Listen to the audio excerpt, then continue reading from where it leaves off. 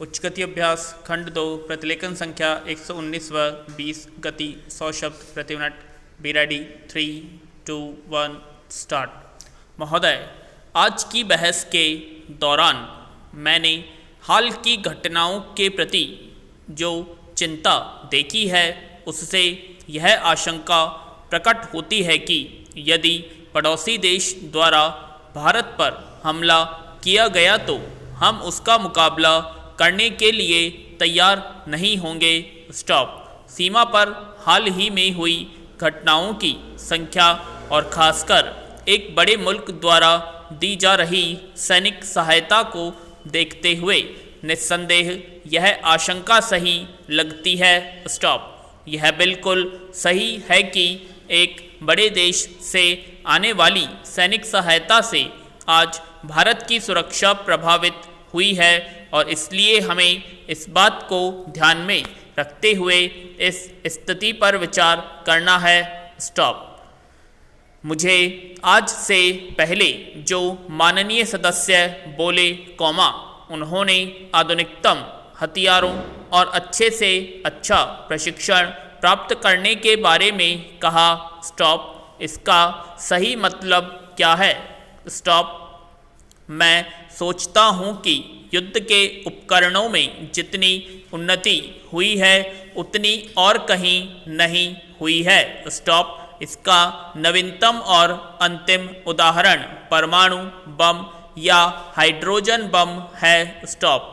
यही इस प्रक्रिया की चरम सीमा है। स्टॉप। इसका मतलब है कि संसार की दो बड़ी ताकतों को छोड़कर और कोई देश पर्याप्त रूप से सुरक्षित नहीं है क्योंकि उन्हीं दोनों के पास काफ़ी परमाणु बम है। स्टॉप। तब किसी देश की समुचित सुरक्षा की जांच कैसे की जाए? स्टॉप। पैरा।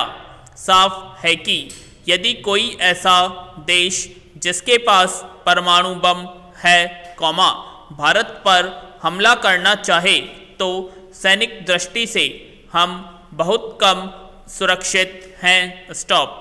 हो सकता है कि एटम बम के इस खतरे का सामना हम अन्य बातों से कर सकें क्योंकि जिस देश में जीवन शक्ति ताकत और एकता है जो देश आत्मसमर्पण नहीं करेगा चाहे कुछ भी हो उसे कभी हराया नहीं जा सकता। स्टॉप। इसलिए मैंने प्राय कहा है कि एटम बम का असली जवाब अन्य क्षेत्रों में निहित है। स्टॉप। मैं ऐसा इसीलिए कह रहा हूँ क्योंकि अंततः आपकी फौज या फौजी हथियारों का महत्व नहीं है बल्कि लोगों की एकता की भावना का हर कठिनाई और जोखिम के होते हुए भी लोगों के जीवंत रहने की भावना का महत्व है। स्टॉप। यदि मुझे भारत पर भरोसा है तो यह भरोसा अन्य बातों के अलावा अपने लोगों की एकता और हिम्मत पर है। स्टॉप। यदि यही कमज़ोर है तो फिर चाहे कितने ही टैंक या हवाई जहाज झोंक दें कोई फर्क नहीं पड़ेगा। स्टॉप। टेक्नोलॉजी में इतनी तेज़ी से तरक्की हुई है कि अगर दुर्भाग्य से भविष्य में कोई बड़ा युद्ध हो तो शायद युद्ध कला के बारे में पहली लिखी गई हर एक किताब और पिछले युद्धों में इस्तेमाल किया गया हर एक हथियार पुराना लगेगा। स्टॉप। इस नज़र से देखने पर संसार के केवल कुछ ही देशों को छोड़कर शेष सब देश और भारत में हम पूरी तरह पिछड़ गए हैं और फिलहाल हमारे लिए किसी तरह का सहारा नहीं है। स्टॉप। सुरक्षा के लिए किसी मुल्क की ताकत किसी चीज में होती है। स्टॉप। हर आदमी तुरंत सुरक्षा सेनाओं स्टॉप थल सेना नौसेना और वायुसेना के बारे में सोचता है। स्टॉप। पैरा। महोदय, ये सेनाएं सुरक्षा की पहली पंक्ति हैं। स्टॉप। इन्हें ही हमले का सामना करना पड़ता है। स्टॉप। ये कैसे बनी रही है? स्टॉप। इसका आधार क्या होता है? स्टॉप। जैसे जैसे थल सेना, नौसेना और वायुसेना ज़्यादा से ज़्यादा तकनीकी होती जाती हैं, वैसे वैसे देश का औद्योगिक और प्रौद्योगिक आधार महत्वपूर्ण होता जाता है। स्टॉप। आप कोई मशीन, हवाई जहाज या कोई और बहुत तकनीकी हथियार विदेशों से मंगवा सकते हैं और किसी को उसे इस्तेमाल करना भी सिखा सकते हैं। स्टॉप। लेकिन यह सब ऊपरी सुरक्षा के हैं, क्योंकि इसके लिए आपकी प्रौद्योगिकी पृष्ठभूमि नहीं है। स्टॉप। यदि पुर्जे खराब हो जाएं तो आपकी पूरी मशीन बेकार हो जाएगी। स्टॉप। आपने जिससे मशीन खरीदी थी, अगर वह पुर्जे देने से इनकार कर दे तब भी यह बेकार हो जाएगी और आज़ाद होने के बावजूद भी आप दूसरों पर निर्भर रहेंगे। स्टॉप। इस दृष्टि से देखें तो संसार के केवल कुछ ही देश असल में आज़ाद हैं और दूसरे देशों की फौजी ताकत के मुकाबले में अपने पैरों पर खड़े होने के लायक है। स्टॉप। इसीलिए थल सेना, नौसेना आदि के अतिरिक्त आपको देश में औद्योगिक और प्रौद्योगिक पृष्ठभूमि भी बनानी होगी। स्टॉप। देश की अर्थव्यवस्था इस सब में सहायता करती है। स्टॉप। यदि किसी देश की अर्थव्यवस्था मजबूत न हो तो वह देश कमज़ोर पड़ जाता है। स्टॉप।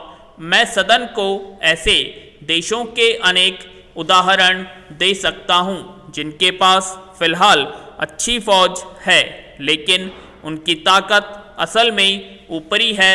स्टॉप। कारण यह है कि उनकी फौज अनेक बाहरी चीज़ों पर निर्भर है। स्टॉप।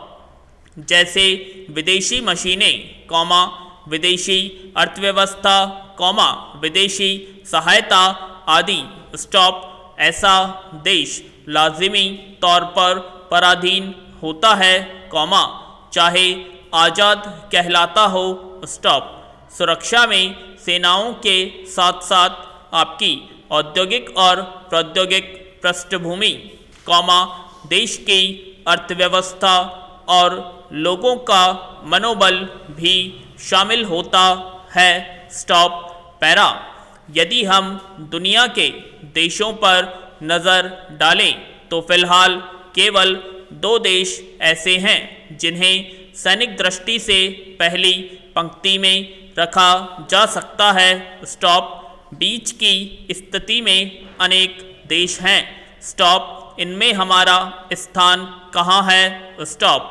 हम टेक्नोलॉजी और उद्योग के क्षेत्र में पिछड़े हुए हैं, फिर भी जापान को छोड़कर, एशिया के किसी भी देश के मुकाबले हमारे देश में उद्योग अधिक है। स्टॉप। मैं सोवियत संघ के क्षेत्रों को शामिल नहीं कर रहा हूं और चीन की तुलना में भी, जो काफ़ी तरक्की कर रहा है, मैं सोचता हूं कि औद्योगिक दृष्टि से हम कई तरह से आगे हैं, भले ही सैनिक दृष्टि से आगे न हों। स्टॉप। उसके पास विशाल फौज है। स्टॉप। उनकी तुलना में हमारी फौज छोटी है। स्टॉप। लेकिन मैं औद्योगिक विकास के बारे में बात कर रहा हूँ। स्टॉप। अन्य मामलों के बारे में नहीं। स्टॉप। इस तरह हम तथाकथित अल्प विकसित देश के वासी हैं, चाहे कुछ मामलों में अधिक उन्नत हों। स्टॉप। परमाणु ऊर्जा क्षेत्र में हम शायद दुनिया के आधे दर्जन देशों में है। स्टॉप। मुझे ठीक ठीक नहीं पता, इसलिए कहना मुश्किल है। स्टॉप।